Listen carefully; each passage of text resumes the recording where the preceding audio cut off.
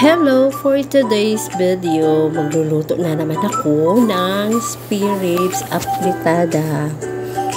Ito siya guys, yung ribs ng pork. Para maging masarap naman yung ano. Hiniwa ko muna yung mga ribs. Tapos hinugasan ko siya para syempre malinis. Tapos i-marinate ko muna siya sa soy sauce. Tsaka may paminta. Lagyan siya ng paminta para masarap. Tsaka yung powder na paminta, ground pepper. Ayan. Imamash ko muna siya sandali. Tapos maya lang igigisa ko na siya. Ayan. Para mas masarap yung ano. Ito yung consumption na naman namin for 1 month and 2 years. Kasi konti lang. Kain muna ako ng grapes guys.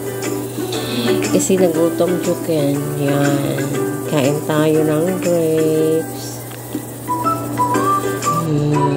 Tapos ito yung mantika na gamit ko, yung blended na olive oil at saka sunflower. Ito.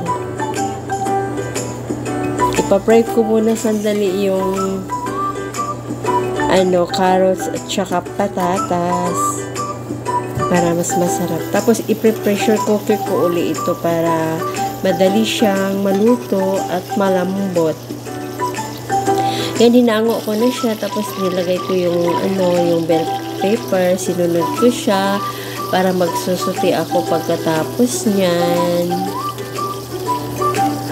This is, nagluto lang ako nito para, kuha lang ako pag halimbawa kami kakain kami, kuha lang ako ng konti tapos iinitin ko yung kakainin namin. Ay, sa napansin nyo pala guys, may balat siya ng yung garlic para yung aroma niya mas masarap, yung aroma niya. Tatanggalin ko rin yan maya. Ayan. Tatanggalin ko na yan siya.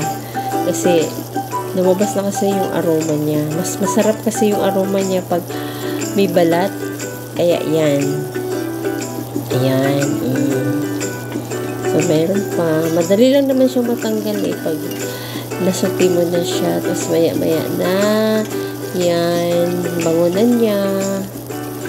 Lalagay ko na rin yung yung spare ribs. Yan. Minarinate ko yan ng 1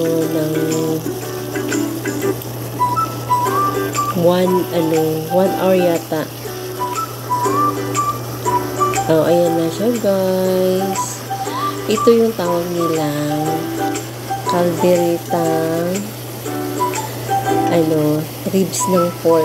Mahilig kasi ako sa pork Kasi mas masarap ang pork kaysa kung ano-ano dyan.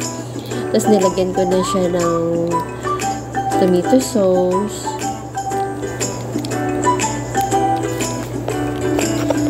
Yan, ito yung namin mamaya, hapunan.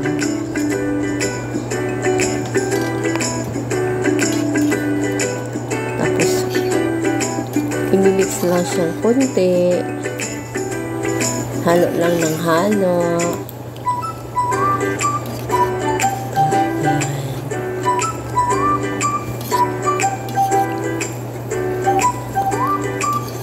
Masarap siya. Masarap ito guys kapag morning. Ito yung ulam. Pero isang buto lang sa akin, isang buto lang din sa anak ko para consumption na for 1 month and 3 years. Ayan, nilagay ko na yung mga sangkap, katulad ng beans, tsaka yung yung potato and carrots, tapos yung bell pepper, nilagay ko na.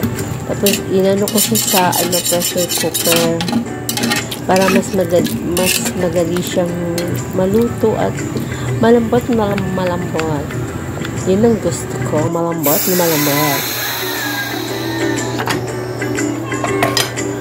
Ayan na siya. Naluto na.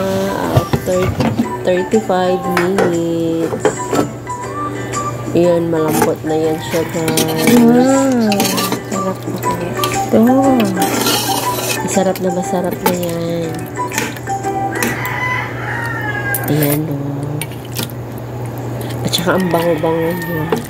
Parang parang luto sa yung may mga handaan. Parang ganun. Sarap na amoy niya. O yan, ilagay ko yan siya dyan para maano ko siya ma-budget ng aabutin pa siya ng 1 month and 2 years or 3 years. Char lang. At trust. Basta, isang buto kami para diba tatagal naman yung mga ganyan mga pagkain pag nalagay lang sa ref. Ayan na siya, guys. Ang sarap-sarap ko talaga, guys. Kung matikman nyo lang yung luto ko. Ayan na nga. Ayan. Kasi, sino gumagawa ng katulad nito na ayan, sinimot pa talaga. Kakainin ko yan kasi nagutom na ako. Ayan. Kakain ako.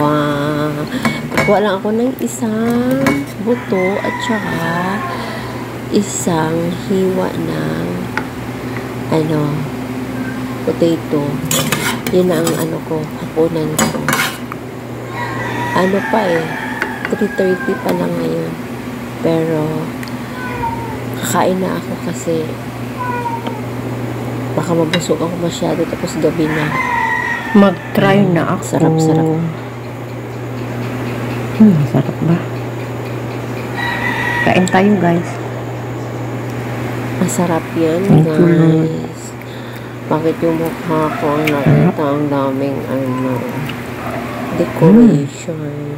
Guys, kain tayo. Sobrang sarap ng ang lambot ng spare ribs.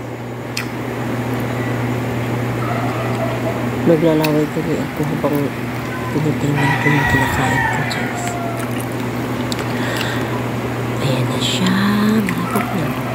So, ganyan ako magkain. Salamat.